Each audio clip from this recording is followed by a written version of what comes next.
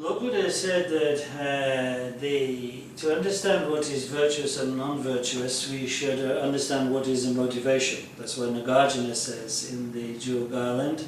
Actions done through hatred, desire and ignorance are non-virtuous actions. Actions done having overcome those are virtuous. So in this case of suicide, as Lord Buddha has explained in the Vinaya, suicide is actually done with a hateful mind. As he said, no matter what the cause of difficulties in one's life, to commit suicide one must hate one's life itself. And because the final state of mind therefore is dominated by hatred, this will only bring about suffering for that person.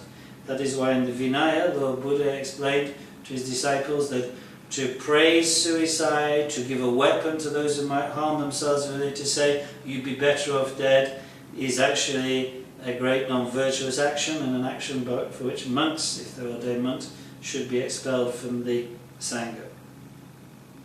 In the Vajrayana context, of course, we consider that the human body is a mandala of the deities, and therefore, as is said, for instance, in the context of practicing powa or transference, if you practice powa before the unmistakable signs of death have arisen, and thereby you committed suicide, you have actually committed an extraordinary non-virtue of attempting to slay the deities who dwell within the body.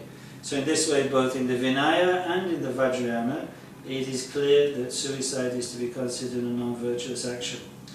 Of course, I've heard that in some Buddhist countries people have committed suicide, but this must be to do with a kind of cultural influence in those places.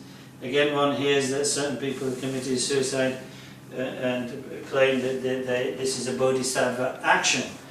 But it is difficult to see this because, for instance, it's said in the sutras that although the graces of all physical gifts is the gift of one's body, only those who have achieved the bhumis, the bodhisattva bhumis, and have terminated therefore any chance of falling back within samsara, can give the body.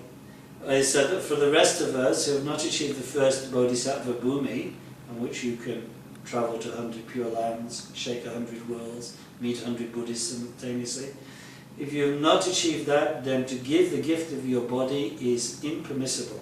So it is difficult to believe that people who commit suicide, even ostensibly for altruistic reasons, have really achieved this level.